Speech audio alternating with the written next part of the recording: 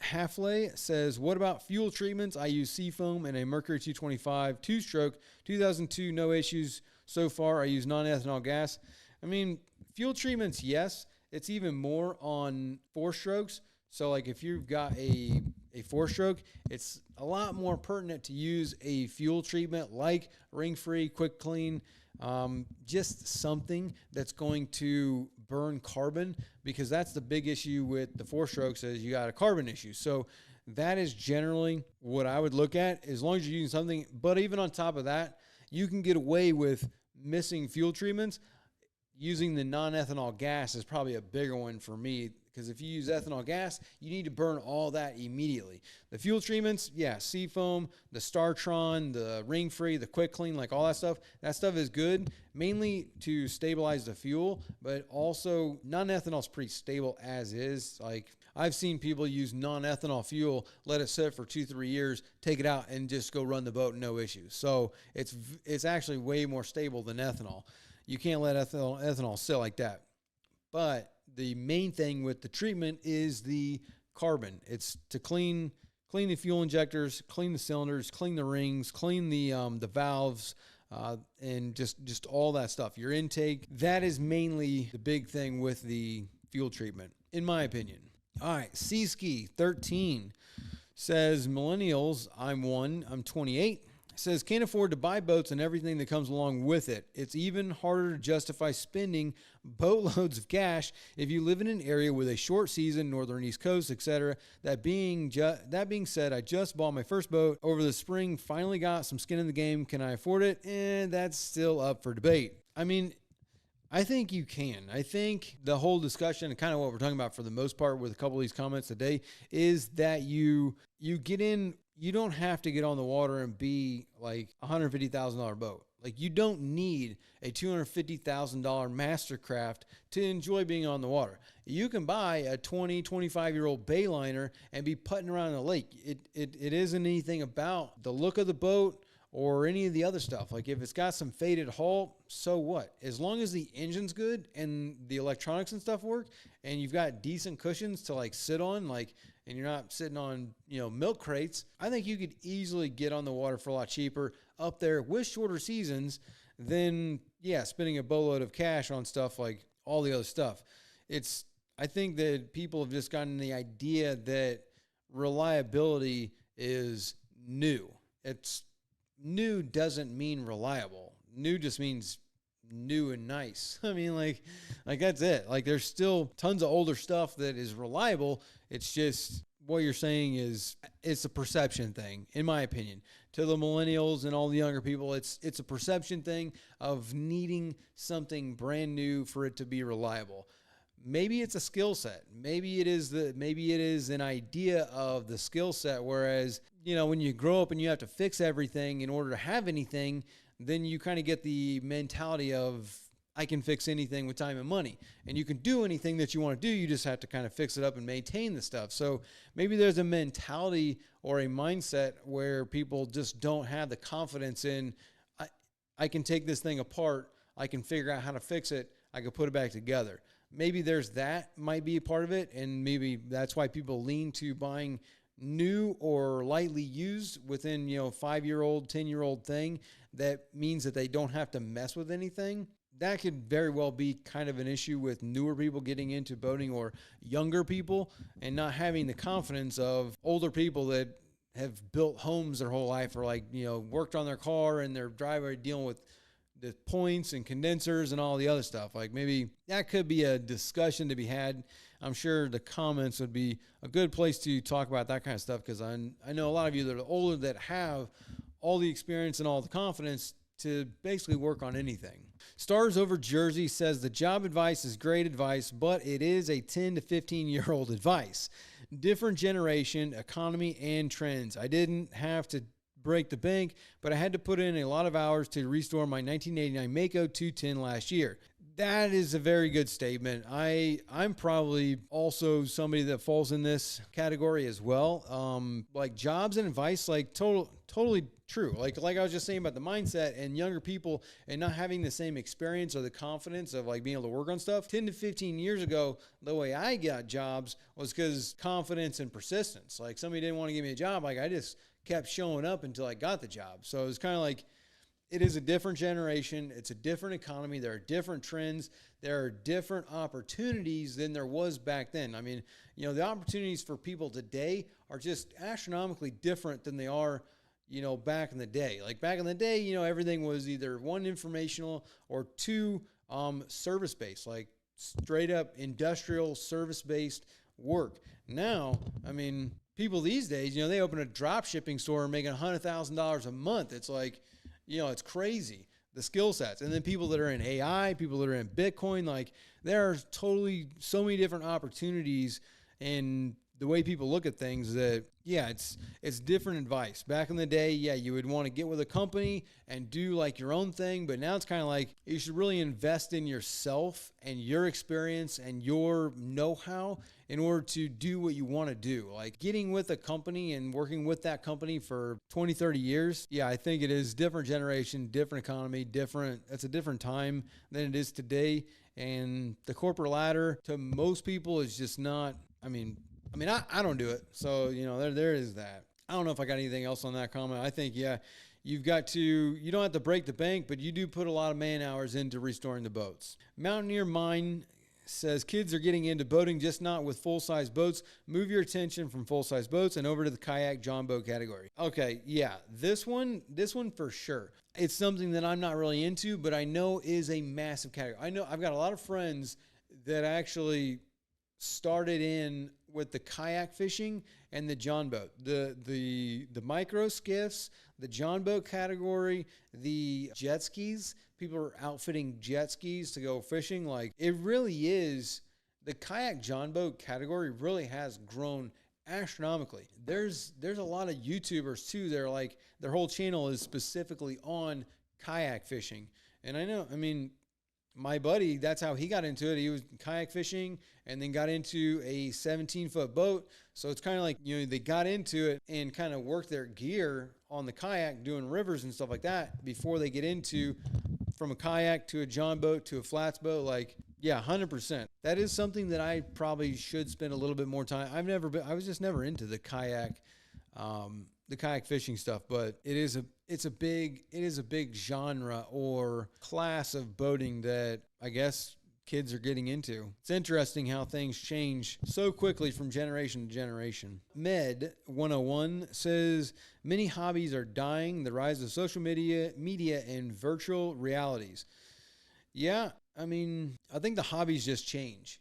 It's not that hobbies die, it's they change. You know, people that have train sets or model airplanes or RC cars or like different hobbies.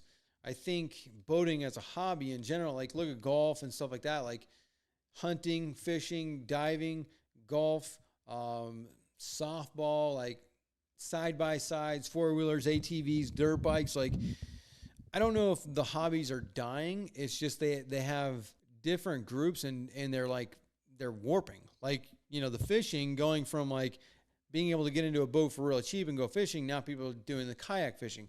Kayak fishing is coming up a lot and other categories are not. John boat category, boom, exploding with these tiny boat nation and all these other things. Whereas like other hobbies are just kind of like, some hobbies are dying, but I think new hobbies are like coming onto the scene that you didn't really think about, that just change with the economy and with the times and generation and stuff like that. I think that in the end though, people still want to be outside. Like people do want to be outside. Yeah, you got, you know, video games and stuff like that people want to spend a lot of times on video games. But at the same time, people that play video games still do like to do outside stuff. Like it's not like people just in general want to spend all the time inside, unless depending on where you live. Like if you live in somewhere that's snowing all the time, then yeah, you might find that you enjoy being inside most of the time. But other than that, I think I don't know if I could say that there's a ton of hobbies that are dying or they are just evolving or changing into a different genre of that hobby. Samuel Thomas says, I desperately need help. Here's my situation.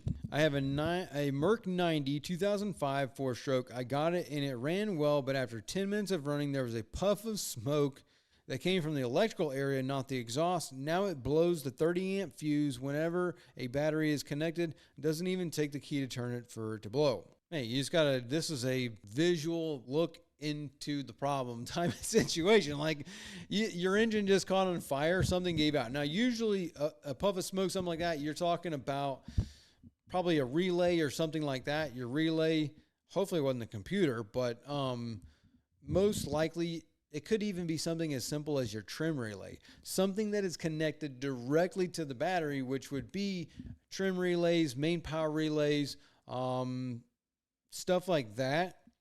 So whenever you connect your battery, it pops the 30 amp fuse. You just have to go to that electrical panel and like look at undo the zip ties, take the plastic stuff off, and figure out what, like, if there was smoke, you got fire. And if you got fire, you're going to see remnants of a fire. Like somewhere there's going to be a burned wire, there's going to be a melted relay, you're going to have melted plastic somewhere. Like you're going to see signs of what's bad. So you just need to take this thing apart and figure out what component failed and caught on fire, and then fix all the wiring and all the stuff around it. Like, I don't know if you're in desperate need of help. You're in desperate need of taking things apart and like narrowing down which item was the one that failed and what caught on fire and like fixing that. So that's kind of where you're at. There's not much else I can do to help you on that one, because you literally just need to follow the smoke, look for the fire, what's burned, what's melted,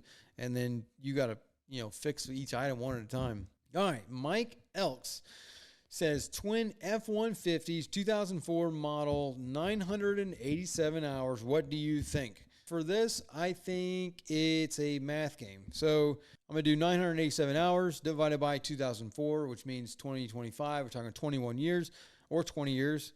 I'm going to divide that by 21. I'm going to divide it by 20. We'll do 20 years. No, it's 20. Let's do 21. Let's do 21 years. And you're talking 47 hours. So 47 hours per year is what was put on these engines. Now, was this engine ran, or were these engines ran like regularly 47 hours per year? That's probably pretty reasonable depending on where you live. If you have a boating season of 3 months, that's 12 weekends. If you do 47 divided by 12, that's, let's say, what is that? That's roughly 4. You're at roughly 4 hours per weekend.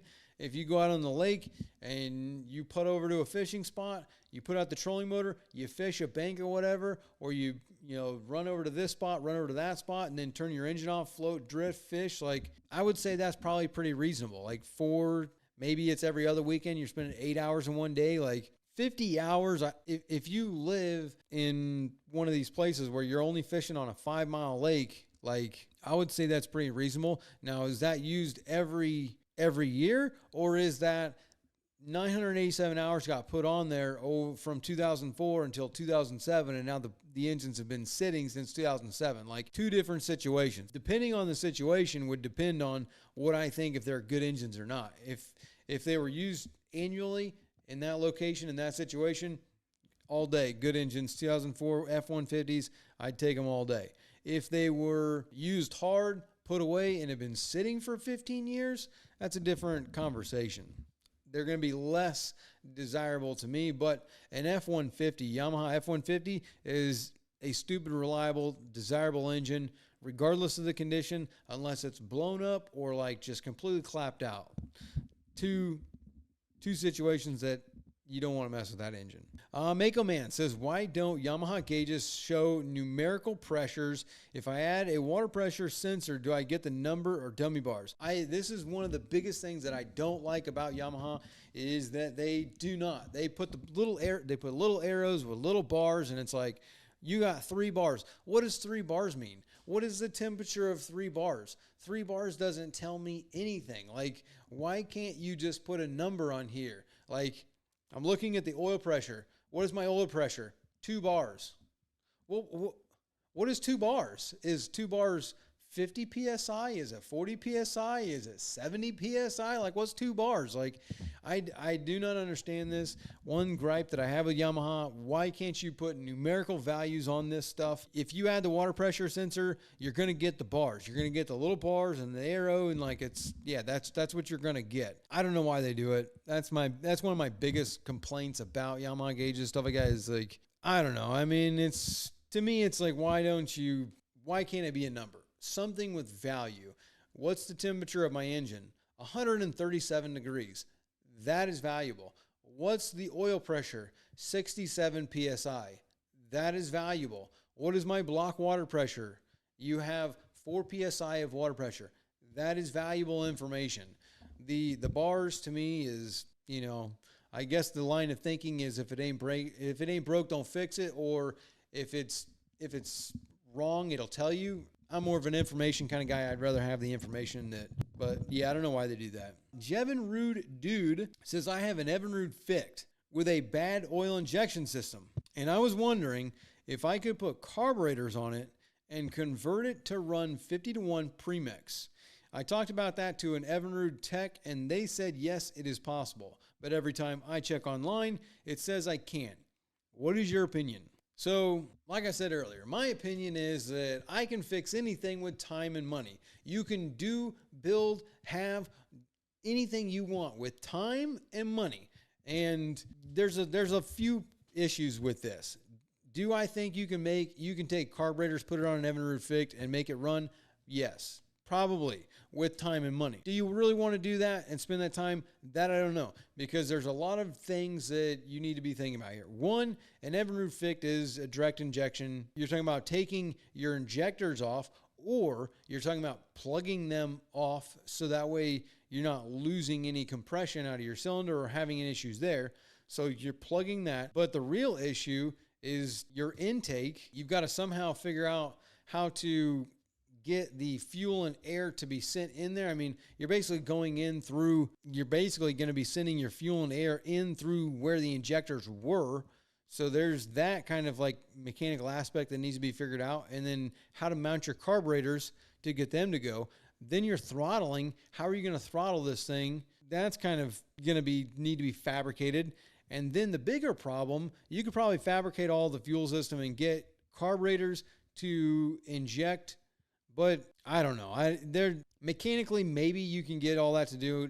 I don't really like this is out of my scope. Like, I wouldn't spend the time, money to do this. That's just me. But another thing that you need to be thinking about is the electrical system. Your electrical system, to make the spark plugs fire when they need to fire in the firing order that they need to fire based on the fuel ratio that's being supplied from a carburetor, which is completely different from an injector that is inserting like a very exact amount of fuel and oil ratio. Like, it's way finer. Carburetors, everything's a lot looser. You know, you're just slinging fuel and oil into the engine. Whereas the injector, it's like the time that the injector goes off and when the spark plug goes off is like very precise. So getting that to work together, I mean, like, you're kind of asking a lot out of that one. Like, do you really want to spend the time to figure out all of those barriers? I mean, yeah. Could you do it? Probably. And could it be simple? Possibly. I don't know. I mean, like, one, where are you going to get your carburetors? Two, like, how are you going to mount them up? Like, what are we talking about? Taking carburetors off of an Ocean Runner or something like that and taking the carburetor assembly off of your Ocean Pro and matching that up based on the 250? Like, if you've got a 250 Ficht and you're going to try and take a Ocean Pro 250 set of carburetors and then fabricate those to fit onto the Ficht, I mean, there is a lot of, there's a lot of questions there. And whether you want to spend the time and money to make that happen, that'd be my bigger question. I would not spend that time. I would not spend that money. I would go find something else and put it on there and get rid of the Ficht. Like, that's what I would do. Or I would fix the oil injection system. But outside of that, like, because how much are you going to spend to find that carburetor? Like, I don't know. That's a very loaded question, that time and money.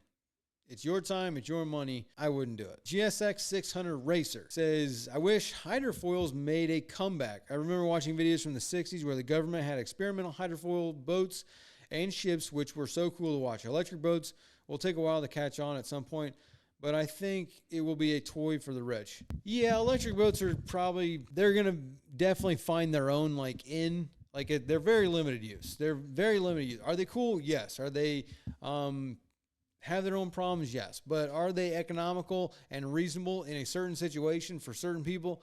100%. 100%, there is a world for electric stuff. I'm not a guy that's going to say that electric has no place, because I think it does.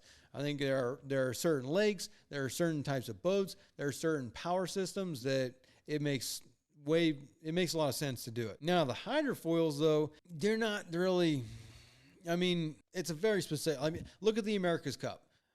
They are all hydrofoil boats. So there is a place for that. But as far as a recreational boat, for one, when you're not on plane, them things are your draft is a massive problem now. So where you can take the boat and how you can use it, kind of an issue. Unless it's retractable and deployable, there's some logistical issues on that one. I think they're cool, but in a recreational sense for recreational boating, I don't think they'll make a comeback. I think they are a good experiment, and they do have a lot of benefits to them. Like I said, the America's Cup is hydrofoils. But other than that, you guys have a great week. Great episode today. We'll see you guys next week, probably with a different guest, not just me. Hey there, sorry to take you away from the video, but real quick, did you know that on average a boat owner will spend between $1,000 and $5,000 a year just on servicing their engine? And you could actually pocket and save a lot of that money if you would just do the service yourself. It might seem like a daunting task, but I guarantee you virtually everyone can do it with our guidance and the Boaters program. This is just one skill that you could learn inside the program, because we have hundreds of other videos teaching you all kinds of boating skills, as well as a weekly live stream where we have questions and answers with me, as well as a chat feature where you can send videos and pictures, ask all kinds of questions, or look for some advice or some guidance on a project that you're doing on your boat. You can join the program by hitting the first link in the description. Click